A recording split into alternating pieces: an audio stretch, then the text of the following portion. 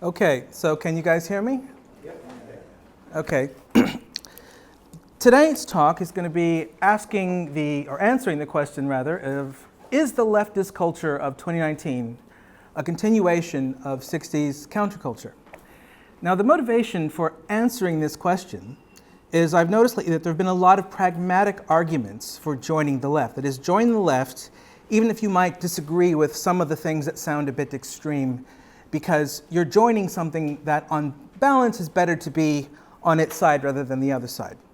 And one of the most powerful pragmatic arguments that I've been seeing for joining the left today is you're taking part in a continuation of 60s counterculture. You're taking part in maybe 60s counterculture 2.0. And it's much better to be on that side than to be on the other side of things, especially given things like Trump and Brexit. Okay, so what I'm going to argue in this talk is actually that pragmatic argument is a mistake. Because 60s counterculture and the 2019 left are actually not compatible with each other.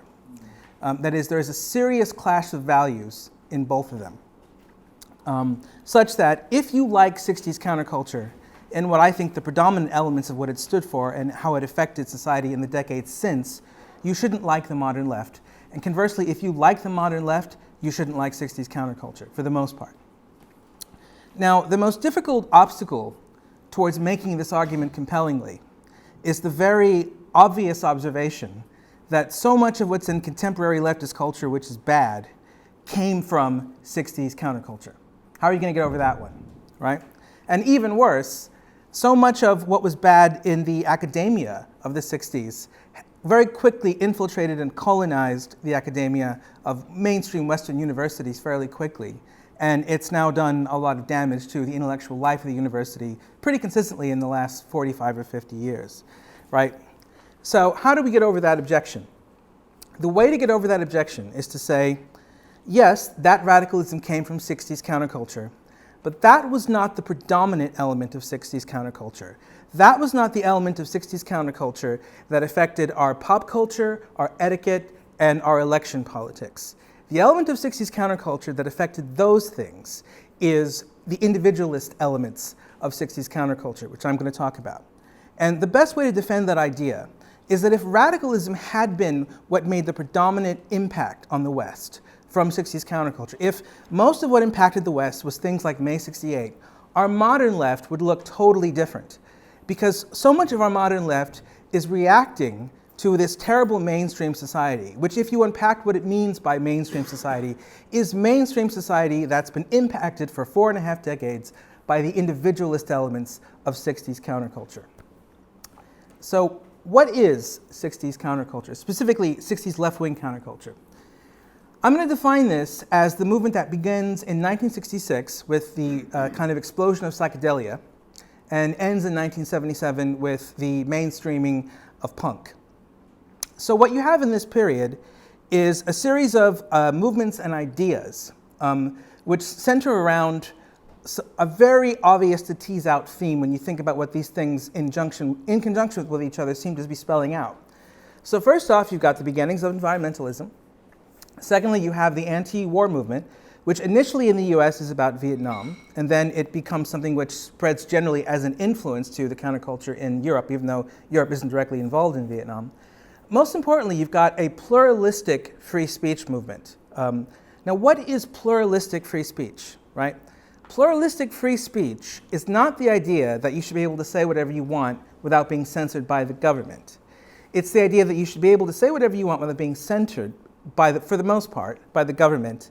But on top of that, we should have a cultural and social environment where we encourage people to say the largest array of things that they might think to be true, using the largest array of expressions, even offensive expressions, right? The goal of pluralistic free speech is to allow radical and dangerous ideas into the discourse to move society forward in a brave and fearless way, and also to maintain peace while doing that. Because if you tell people that they're not allowed to say what they think, the only way that they can impact society in virtue of holding those views is through violence, right? So pluralistic free speech is about trying to combine a fearless openness to new ideas with peace, which is a big part of counterculture as well because of the anti-war movement, right? So on top of that, then you've got lots of other things like crazy fashion. So fashion which for the time is not instrumental, fashion which is inappropriate for the workplace, fashion which specifically involves gender bending, the most iconic example of which is men having long hair. You've got transgressive aesthetics in rock music, in psychedelic films, in pop art. You know, we have works of art which are challenging rather than things which are easy to consume and digestible and accessible, things that involve a high degree of violence and sexuality and surrealism and things like that. You've also got a sexual revolution happening at this time for men and for women. And what we often forget about this particular sexual revolution is the elements of this revolution that were related to men. So we talk about today things like, you know, abortion, contraception rights, the ability of females to commodify their sexuality in ways that were more extreme than the past, and so on. But what we often forget is this is also a time when, for the first time, there's a destigmatization of the idea that you can have sex with people because they're hot. And there's an egalitarian attitude towards sexual propositioning, where men and women, for the first time, can go up to each other and talk to each other and say, I think you look hot for this reason, and I'd like to fuck you. And both men and women can do this for the first time in the social sphere without anywhere near the stigma that came before this, right? And this is something that's very important, specifically related to contemporary feminism, because it's like we have a collective amnesia where we forgot that a big part of this sexual revolution was allowing women to have enough agency to deal with men sexually propositioning them in a way which was egalitarian, where in the propositioning women might feel uncomfortable, right? That's something that's very easy for people to forget today about this movement. You also have the beginnings of LGBT activism.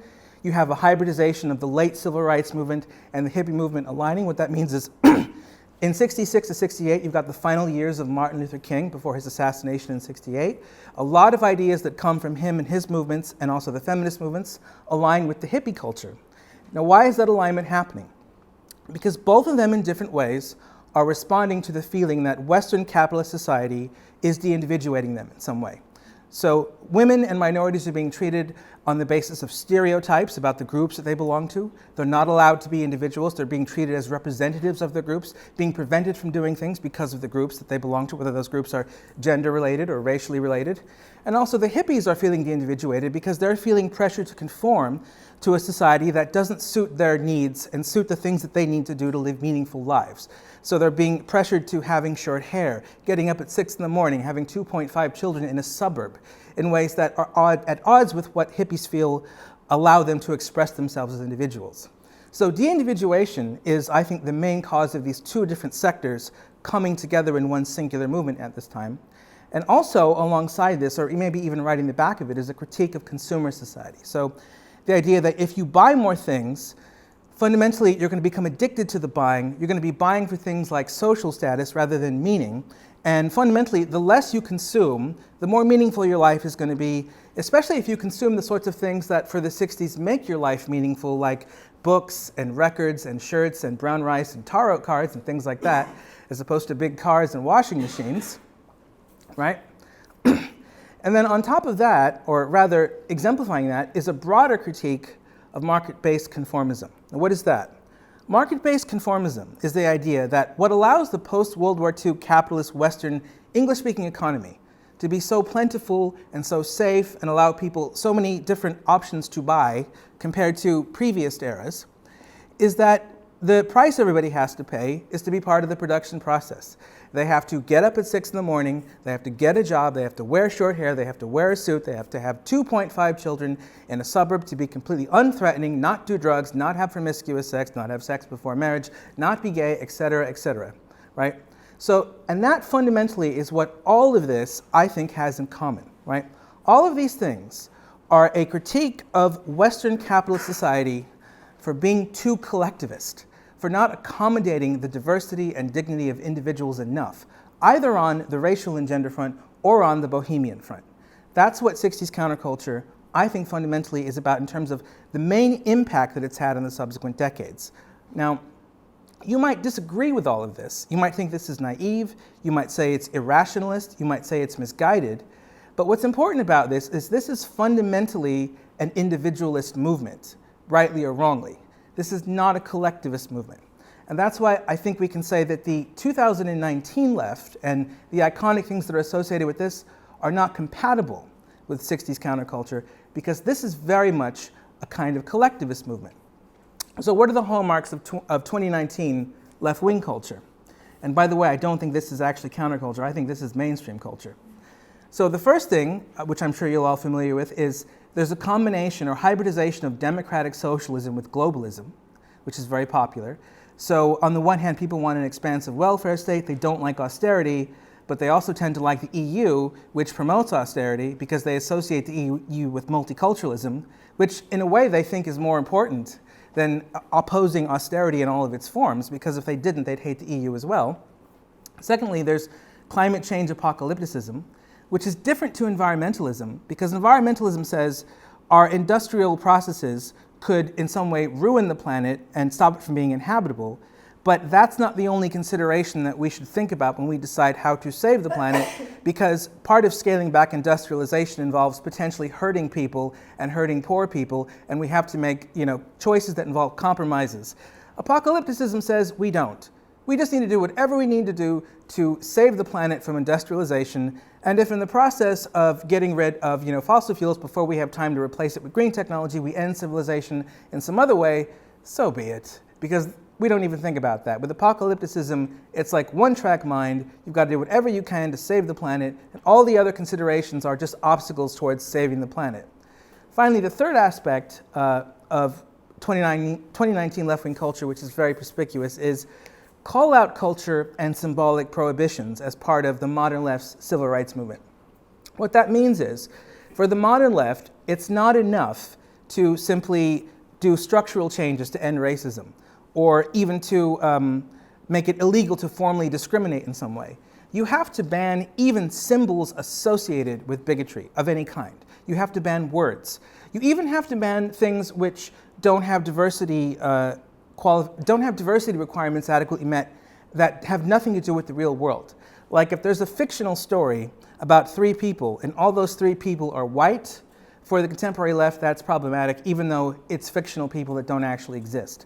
So the modern left is all about changing bigotry, getting rid of it by getting rid of the symbols associated with it. That's a really big thing. Also in gender, you've got things in the contemporary left like rape culture, consent classes, #MeToo. What does all that have in common? It's a kind of feminism which is about taking things away from men rather than giving women rights and freedoms they didn't previously have, or giving men and women rights and freedoms they didn't previously have in the name of egalitarianism. It's all about taking things away from men to even things out, because it conceptualizes men and women as a kind of class war, where men are at the top, women at the bottom. In order to take stuff away from men to even out things, you have to redistribute power.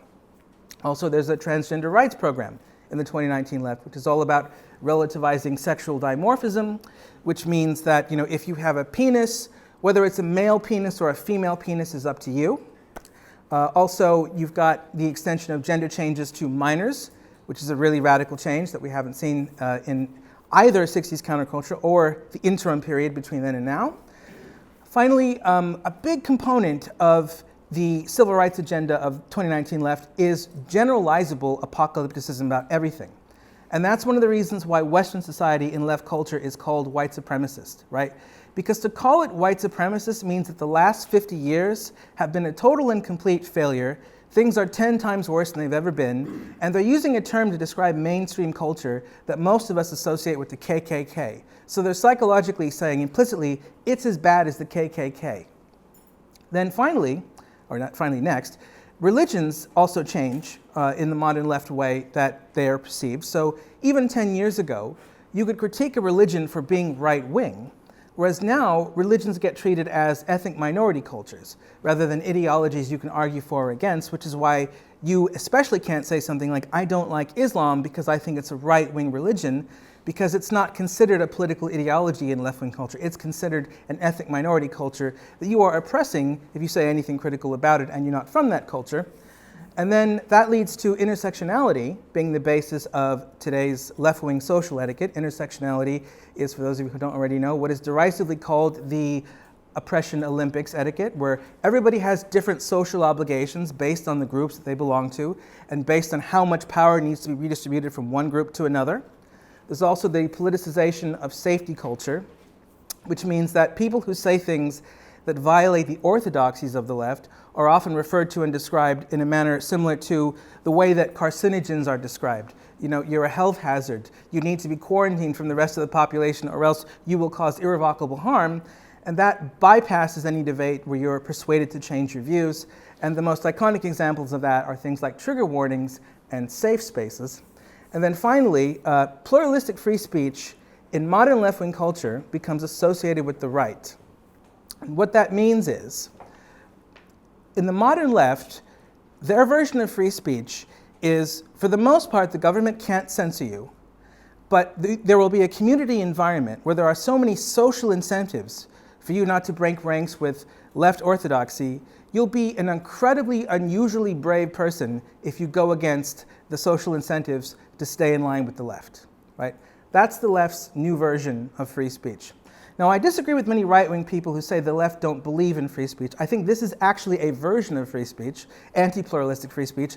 I just think it happens to not work as free speech because it doesn't allow for peaceful social change. Now, what do all these things have in common in 2019 left-wing culture? Well, what we have in common is there's a real contempt for Western society, for the mechanisms of industrial production that produce plentifulness, because there's an idea that dominant groups in Western society who benefit, i.e. white people, straight people, males, cisgender people, etc., are oppressing all the other marginalized minority groups. And individuals also oppress minority groups. And this is a very important part of the modern left-wing culture, right? This is very much a collectivist movement because it's not just about helping the minority groups fight against the majority groups. If you are a black person, if you are a trans person, and you go against left orthodoxies, you get put in the same camp as the dominant white groups too, right? So this is a movement which is in favor of helping minority groups and also fighting against not just majority demographics, but any individual who breaks ranks from the orthodoxies. So this is an anti-individualist movement, a collectivist movement, in a way that 60s counterculture, in its predominant impact, I don't think was. Now, what are the core clashes between this modern left-wing culture and 60s counterculture that we can identify, which explain why there's such a huge difference between these two movements? The first clash is the 60s civil rights movement for equality is about equal treatment. The 2019 movement for equality is about equality of outcome, or what's sometimes called equality of power.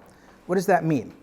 Equality of treatment is about treating everyone as equal individuals, not having double standards between any two groups of people on the basis of the groups they belong to, not treating them as representatives of the groups they belong to, but just treating them as whoever they are, as John, as Mary, as Lisa, etc., right? Equality of outcome is about looking at two different demographic groups and saying, are there any statistics that we can observe where it seems like this demographic group, on balance, is doing better than this one? Aha, look, oh, this one is more likely to get thrown in prison. Oh, look, this one is less likely to be in an advert. Oh, look, this one is less likely to be in a high position of power. So we need to redistribute power between these two groups. Now, sometimes the redistribution comes in financial forms, like reparations. Sometimes it comes in hiring practices in the name of diversity quotas. But mostly what it's about is etiquette. So what it means is, if I'm, for instance, Mexican-American, which I am, and most of you I can see are Caucasian, it means there's an etiquette between us where I can make jokes, I can make stereotypical generalizations, I can use words, I can even incorporate parts of your culture into my day-to-day practice, and you can't do any of that because there are clear double standards in the etiquette responsibilities that I have and that you have, and those are there deliberately to redistribute power. So that's what's fundamentally different between the 60s idea of equality and the 2019 equality of outcome, which is what we have now. Now, how do we know equality of outcome was not the dominant ideology of 60s counterculture? It's because if it was, the turn against racism that we saw in the 60s and 70s by the mainstream, it would never have happened. Why is that? It's because if you go to a bog standard racist, you know, your average straight white male from 1959 or whatever, and you say to him, how would you feel if people treated you differently because your skin color or your genders were different, but on the inside you were just like everybody else? There's a good chance that that bog standard racist might go, yeah, I wouldn't like that. And then you have the beginning of a transformation of society against racism. But suppose you went to that same bog standard racist and you said, how would you feel if you were in a group that had less power statistically in terms of advantages than another group? it would make no sense for that person to see that as an injustice, because the person would say, I'm already in 8 groups like that. I'm short, I'm fat, I have less intelligence than my neighbor, I wear glasses, I'm less socially confident, etc., etc. They wouldn't even conceptualize that as an injustice until they first accepted anti-racism. So that's how we know that this was not the predominant element of 60s counterculture, even though there were 60s radicals who were obsessed with equality of outcome. If this was the dominant value, the civil rights transformation we see wouldn't have actually happened. Now, why would a 60s leftist, a typical individualist 60s leftist, oppose equality of outcome? Because equality of outcome is incompatible with the things that people hated most about racism. So if you're into equality of outcome, you constantly have to de-individuate other people and yourself, first of all. And second of all, everyone has to be beholden to different double standards, right? That's what everybody hated about Jim Crow. So why would that be the thing that motivates people to turn against racism, right?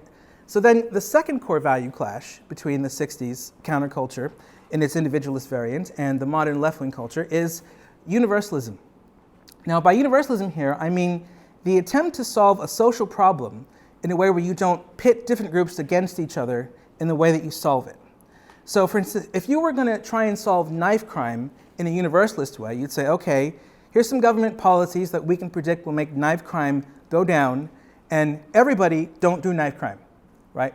But we're not going to say that any particular group is responsible for knife crime. Whereas if you were an anti-universalist about knife crime, what you would say is, white people, it's your responsibility to make sure that knife crime doesn't happen in black areas, right? So you're implicitly pitting 2 groups against each other when you do anti-universalism. And what I want to contend is that the 60s is very much about universalism. The 2019 left is very much anti-universalist in the ways that it deals with social problems.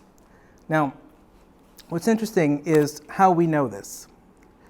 So basically, the way that we can know that 60s counterculture was not predominantly anti-universalist is because up until a few years ago, we've done about 45 years of deracialization etiquette whenever we talk about racism. What does that mean? Is whenever we talk about a racial problem, what we first do is we say, okay, here's the problem, here's the racist thing that's causing the problem, let's get rid of the racism, but after that, we don't mention race.